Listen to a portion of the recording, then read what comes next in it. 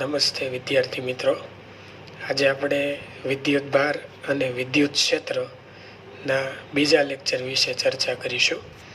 કાલે આપણે 3 ઉદાહરણ અને 2 સ્વાધ્યાયના દાખલા વિશે ચર્ચા કરી હતી. તો આજે આપણે બીજા ઉદાહરણ અને સ્વાધ્યાયના દાખલા વિશે ચર્ચા કરીએ.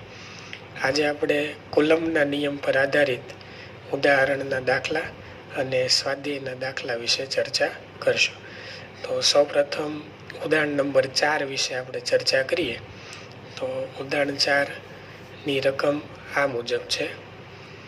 2 બિંદુવત વિદ્યુત ભારો વચ્ચેના સ્થિત વિદ્યુત બળ માટે કુલમ્બનો નિયમ આપણે જાણીએ છીએ કે 2 વિદ્યુત ભારો વચ્ચે સ્થિત વિદ્યુતીય બળ લાગે છે એવો કુલમ્બનો નિયમ, અને 2 બિંદુવત દળ વચ્ચેનો ગુરુત્વાકર્ષણ બળ માટેનો ન્યૂટનનો નિયમ.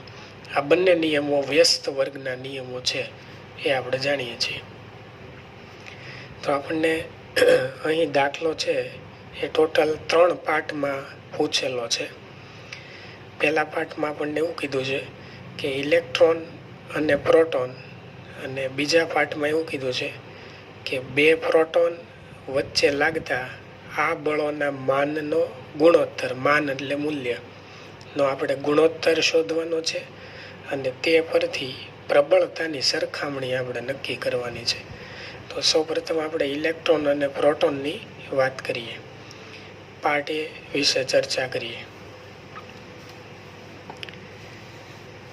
તો પાર્ટ એની અંદર ઇલેક્ટ્રોન અને પ્રોટોન વચ્ચે લાગતું વિદ્યુતીય બળનું સૂત્ર છે F = K Q1 Q2/R². અહીંયા ઇલેક્ટ્રોન અને પ્રોટોન બંને માટે આપણે વિદ્યુતભાર તરીકે મૂળભૂત વિદ્યુતભાર E લઈએ છીએ. એકનો વિદ્યુતભાર ઋણ છે અને બીજાનો વિદ્યુતભાર પ્લસ છે, એટલે આપણે આગળ -Ke²/R². અહીંયા ઋણ નિશાની છે એ ઇલેક્ટ્રોન અને પ્રોટોન વચ્ચે લાગતા આકર્ષી બળને સૂચવે છે. એને આપણે સમીકરણ 1 કહીએ. હવે ઇલેક્ટ્રોન અને પ્રોટોન બંને દળ ધરાવે છે, આપણે જાણીએ છીએ. એટલે દળ ધરાવતા પદાર્થો વચ્ચે ગુરુત્વાકર્ષણ બળ લાગે. તો ગુરુત્વાકર્ષણ બળ માટેનું સૂત્ર F(g) બરાબર અહીંયા આપણે -G mp એટલે પ્રોટોનનું દળ, me એટલે ઇલેક્ટ્રોનનું દળ /R².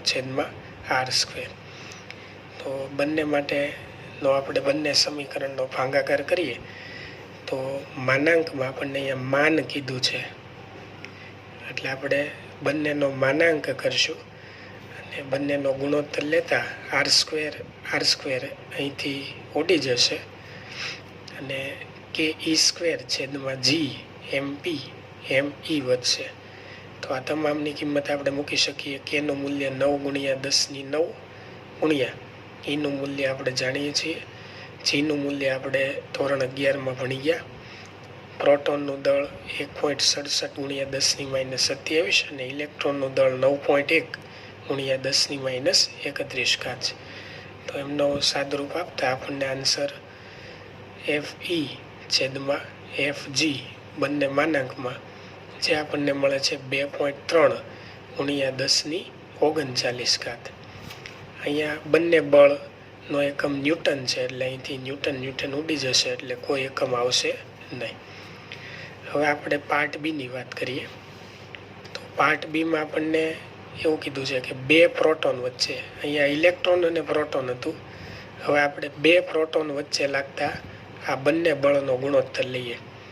તો જેમ આપણે અહીંયા ગુણોત્તર લીધો એ જ રીતે આપણે અહીંયા ગુણોત્તર લેશું. ફરક એટલો કે અહીંયા પ્રોટોન અને ઇલેક્ટ્રોનનું દળ હતું, જ્યારે અહીંયા આપણે 2 પ્રોટોન છે એટલે 2 વખત આપણે પ્રોટોનનું દળ ધ્યાનમાં લઈશું. આ સૂત્ર મુજબ આપણે ડાયરેક્ટ ગણતરી કરીએ અને સાદરૂપ આપી કિંમત મૂકીએ તો એમનો જે ગુણોત્તર છે એ 1.24 × 10⁻36 મળે છે. તો આ પરથી આપણે એવું કહી શકીએ કે 2 પ્રોટોન માટે વિદ્યુતીય બળ Fe જે 230 ન્યૂટન હોય, K Q1 Q2/R² સૂત્ર તમે મૂકો તો 230 ન્યૂટન મળે, અને ગુરુત્વાકર્ષણ બળ એફ જીનું સૂત્ર મૂકી દો, G m1m2/r² મુજબ, તો એમનો આન્સર આપણને આ મળશે. તો આ બંને બળોનો ગુણોત્તર સૂચવે છે કે વિદ્યુતીય બળ એ ગુરુત્વાકર્ષણ બળથી અતિશય પ્રબળ છે. ગુરુત્વાકર્ષણ બળ એ વિદ્યુતીય બળ કરતાં થોડુંક નિર્બળ કહેવાય ને વિદ્યુતીય બળ પ્રબળ બળ છે. હવે આપણે વાત કરીએ તો આ દાખલાનો સી પાર્ટમાં આપણને એવું પૂછેલું છે કે ઇલેક્ટ્રોન અને પ્રોટોન 1 એંગસ્ટ્રોમ દૂર હોય. 1 એંગસ્ટ્રોમ એટલે વિદ્યાર્થી મિત્રો આપણે જાણીએ છીએ 10⁻10 મીટર થાય. દૂર હોય ત્યારે તેમના પરસ્પર આકર્ષણ બળથી ઉદ્ભવતા ઇલેક્ટ્રોન અને પ્રોટોનનો આપણે પ્રવેગ શોધવાનો કીધો છે. આપણે જાણીએ છીએ કે ઇલેક્ટ્રોન અને પ્રોટોન બંને વચ્ચે આકર્ષી બળ લાગે. આકર્ષી બળ લાગે એટલે બંને કણો છે એ પ્રવેગિત ગતિ કરશે. તો પ્રવેગિત ગતિ કરે એના માટે આપણે બંનેના ઇલેક્ટ્રોન પ્રોટોનના પ્રવેગ શોધવાના કીધા છે. બંનેનું દળ આપણને અહીંયા રકમમાં આપી દીધું છે. તો આપણે ન્યૂટનના નિયમ મુજબ સૂત્ર જાણીએ છીએ, F = ma. આપણી પાસે દળ છે તો આપણને અહીંયા પ્રવેગ મળી જશે. પણ સૌપ્રથમ આ બંને વચ્ચે લાગતું આપણે બળ ગણવું પડશે. તો એમના વચ્ચે લાગતું વિદ્યુતીય બળ 1 એંગસ્ટ્રોમ જેટલા અંતરે, જે આપણને આ મુજબ મળશે. તો ઇલેક્ટ્રોન અને પ્રોટોન બંનેના દળ જુદા જુદા હોવાથી પ્રવેગો જુદા જુદા હશે. તો ઇલેક્ટ્રોન અને પ્રોટોન વચ્ચેનું વિદ્યુતીય બળ આપણે સૂત્ર જાણીએ છીએ કુલમના નિયમ પ્રમાણે Ke²/r². એનું સાદુરૂપ આપતા 1 એંગસ્ટ્રોમ બરાબર 10⁻10, r બરાબર આ કિંમત મૂકતા આપણને આન્સર 2.3 × 10⁻8 ન્યૂટન મળે છે. હવે બળ મળી ગયું, આપણી પાસે દળ છે. તો વિદ્યાર્થી મિત્રો F = ma સૂત્ર પરથી A = F/m એના પરથી ઇલેક્ટ્રોનનો પ્રવેગ મળી જશે. તો એક્સેલરેશન ઓફ ઇલેક્ટ્રોન બરાબર F/me. me એટલે ઇલેક્ટ્રોનનું દળ. તો અહીંયા Fનું મૂલ્ય છે 2.3 × 10⁻8. ઇલેક્ટ્રોનનું દળ અહીંયા આપણને આપેલું છે. કિંમત મૂકતા આપણને ઇલેક્ટ્રોનનો પ્રવેગ મળશે. આ જ રીતે પ્રોટોનના પ્રવેગની જો આપણે વાત કરીએ તો પ્રોટોનનો પ્રવેગ આ જ સૂત્ર મુજબ AP = F/mp. અહીંયા આપણે પ્રોટોનનું દળ લેશું. બંનેનું સાદુરૂપ આપતા કિંમત મૂકી સાદુરૂપ આપો એટલે AP = 1.4 × 10⁻19 મીટર/સેકન્ડ² મળશે. તો આ થઈ ગયો તમારો ઉદાહરણ નંબર 4. ચાલો હવે આપણે ઉદાહરણ નંબર 5 વિશે ચર્ચા કરીશું. એમની રકમ આ મુજબ છે. ધાતુના વિદ્યુત ભારિત ગોળા એને નાયલોનની દોરી વડે લટકાવેલ છે. તો અહીંયા તમે આકૃતિની અંદર જોઈ શકો કે ગોળા એને નાયલોનની દોરી વડે લટકાવેલ છે. હવે આકૃતિ મુજબ અવાહક હાથા એટલે કે હેન્ડલ વડે પકડેલ બીજો વિદ્યુત ભારિત ગોળો B એની નજીક એવી રીતે લાવવામાં આવે છે કે જેથી તેમના કેન્દ્ર વચ્ચેનું અંતર 10 સેન્ટીમીટર હોય. તો તમે જોઈ શકો કે ગોળો B જે છે એ અવાહક હેન્ડલ વડે પકડેલો છે. એમના કેન્દ્રથી એના કેન્દ્ર સુધીનું અંતર 10 સેમી આપણને રકમમાં આપેલું છે. આનાથી થતું એનું અપાકર્ષણ અહીં નોંધવામાં આવે છે. તો હવે A અને B ગોળાને અનુક્રમે C અને D વિદ્યુતભાર રહિત ગોળાઓ સાથે આકૃતિ બીમાં દર્શાવ્યા મુજબ સ્પર્શ કરાવવામાં આવે છે. તો તમે અહીં જોઈ શકો કે આકૃતિ બીની અંદર એ ગોળો છે એને C ગોળા સાથે સ્પર્શ કરાવેલો છે. C ગોળો છે એ ખાસ ધ્યાન આપજો વિદ્યુતભાર રહિત છે. આ જ રીતે B ગોળો જે છે એમને વિદ્યુતભાર રહિત એવા D ગોળા સાથે સંપર્કમાં લાવેલો છે. તો આ થઈ ગઈ આકૃતિ B. હવે C અને D ને દૂર કરી બીને એની નજીક તેમના કેન્દ્ર વચ્ચેનું અંતર 5 સેમી થાય. પહેલાં બંને વચ્ચેનું અંતર 10 સેમી હતું. હવે સંપર્ક બાદ બંને વચ્ચેનું અંતર 5 સેમી થાય તે રીતે લાવવામાં આવે છે. એના માટે આપણે આકૃતિ C ધ્યાનમાં લેશું. તો તો આકૃતિ સીની અંદર તમે જોઈ શકો કે ગોળો એ અને ગોળો બી બંને વચ્ચેનું અંતર 5 સેમી છે. તો અહીં આપણને એવું કહેવામાં આવે છે કે કુલમના નિયમને આધારે એનું અપાકર્ષણ બળ કેટલું થશે. તો આપણે આ કિસ્સામાં એ અને બી વચ્ચેનું અપાકર્ષણ બળ ગણવાનું છે. એ અને સી ગોળાઓ અને બી અને ડી ગોળાઓના પરિમાણ સમાન છે. એ અને બીના કેન્દ્ર વચ્ચેના અંતરની સરખામણીમાં તેમના પરિમાણને આપણે અવગણીએ છીએ. તો એકદમ સરળ દાખલો છે. આપણે દાખલા વિશે ચર્ચા કરીએ તો પ્રારંભમાં ગોળા એ અને ગોળા બી પરના વિદ્યુતભારોની આપણે ધારણા કરી લઈએ કે ધારો કે ક્યુ અને ક્યુ ડેશ છે. એ પરનો વિદ્યુતભાર ક્યુ અને બી પરનો વિદ્યુતભાર ક્યુ ડેશ છે. તેમને એકબીજાથી આર અંતરે તેમની વચ્ચે લાગતું સ્થિત વિદ્યુત બળ ગણવું હોય તો F બરાબર 1/4πε0 Q Q dash upon R square. તમે 1/4πε0ની જગ્યાએ કે પણ લખી શકો, એટલે કે Q Q dash upon R square પણ લખી શકાય. હવે ગોળા એને સી અને ગોળા બીને ડી એવા વિદ્યુતભાર રહિત ગોળા સાથે સંપર્કમાં લાવીએ તો તેમના પરનો વિદ્યુતભાર અડધો થઈ જશે. તો ગોળા એનો વિદ્યુતભાર હવે થશે Q/2 અને ગોળા બીનો વિદ્યુતભાર થશે Q'/2. તો હવે એમની વચ્ચે 5 સેન્ટીમીટર અંતરે લાગતું વિદ્યુતીય બળ આપણને રકમ મુજબ પૂછેલું છે.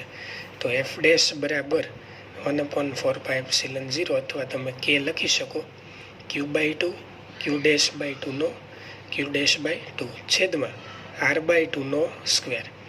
અહીં આપણે R/2 એટલા માટે લીધું છે કે પહેલા કિસ્સામાં આપણને 10 સેમી આપ્યું હતું, બીજા કિસ્સામાં આપણને 5 સેમી આપેલું છે, એટલે અંતર અડધું થાય છે. તો એમનું સાદરૂપ આપો. હવે અહીંથી 2 દુ 4, 2 નો વર્ગ 4, અહીં ઉપર નીચે 4 4 કેન્સલ થશે. 1/4πε0 Q Q dash upon R square. તો અહીં મળતું જે બળ છે, નવું બળ, એ મૂળ બળ જેટલું છે. સમીકરણ 1 અને 2 ચેક કરીએ આપણે તો બંને સમાન છે. આમ એ અને બી વચ્ચેનું સ્થિત વિદ્યુત બળ જે છે એ બદલાતું નથી. હવે આપણે સ્વાધ્યાયનો પહેલો દાખલો જે કુલમના નિયમ પર આધારિત છે, એકદમ સરળ દાખલો, MCQમાં પૂછાઈ શકે એવો દાખલો, તે દાખલા વિશે ચર્ચા કરીએ. તો રકમમાં આપણને એવી માહિતી આપેલી છે કે 2 × 10⁻7 કુલમ અને 3 × 10⁻7 કુલમ વિદ્યુત ભાર ધરાવતા અને એકબીજાથી હવામાં 30 સેન્ટીમીટર અંતરે રહેલા 2 વિદ્યુત ભારિત ગોળાઓ વચ્ચે કેટલું બળ લાગે. તો અહીંયા આપણે વાત કરીએ, 2 વિદ્યુત ભાર આપ્યા છે અને એમની વચ્ચેનું અંતર આપ્યું છે. તો સૌપ્રથમ અંતર છે એ સેન્ટીમીટરમાં છે, એટલે આપણે એને મીટરમાં ફેરવશું. Q1 Q2 R આપેલા છે. તો સૂત્રની અંદર આપણે કિંમત મૂકી દઈએ કુલમના નિયમ મુજબ. F બરાબર K Q1 Q2 upon R square. Kનું મૂલ્ય આપણે જાણીએ છીએ 9 × 10⁹. Q1નું મૂલ્ય અને Q2નું મૂલ્ય મૂકી Rની કિંમત મૂકતા 6 × 10⁻3 ન્યૂટન આપણને જવાબ મળે છે. તો એકદમ સરળ દાખલો છે. હવે આપણે વાત કરીએ સ્વાધ્યાયનો બીજો દાખલો.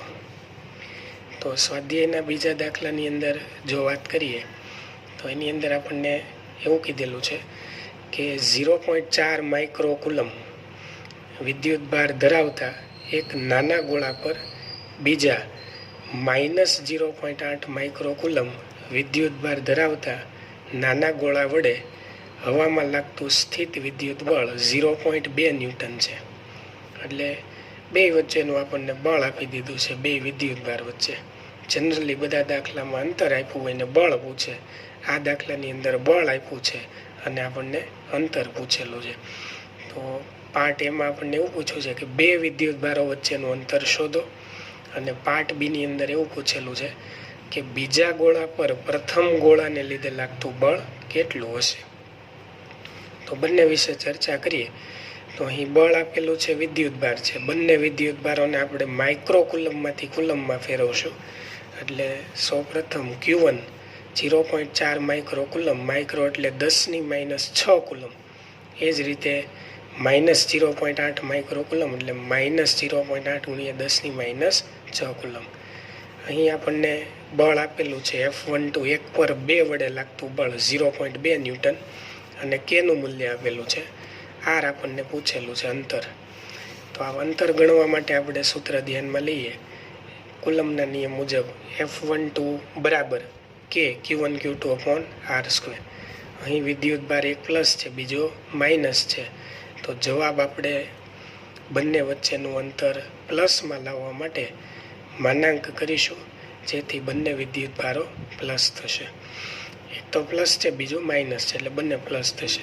તો એમની કિંમત મૂકી સાદુરૂપ આપી R² સૂત્રનો કરતા કરો તો F12 નીચે આવશે. એમની આપણે બધી કિંમતો મૂકી અને સાદુરૂપ આપતા આપણને સૌપ્રથમ R² મળશે. R²નું આપણે વર્ગમૂળ કાઢશું એટલે આપણને ફાઇનલી આરનો જવાબ મળશે.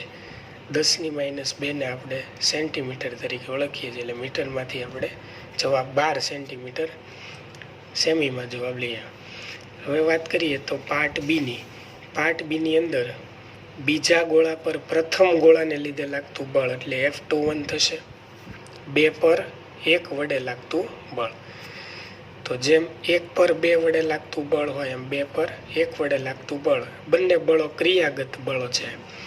તો ન્યૂટનના ત્રીજા નિયમ મુજબ વિદ્યુત બળો ક્રિયાગત પ્રકારના છે, એટલે F21 એ F12 જેટલું જ થશે અને વળી પાછું આકર્ષી પ્રકારનું છે, કારણ કે એક વિદ્યુત ભાર પ્લસ છે ને બીજો માઇનસ છે. તો જેટલું બળ રકમમાં આપણને આપ્યું હતું એટલું જ બળ F21 થશે, જે કેવા પ્રકારનું હશે તો કે આકર્ષી પ્રકારનું. તો આ થઈ ગયો સ્વાધ્યાયનો બીજો દાખલો.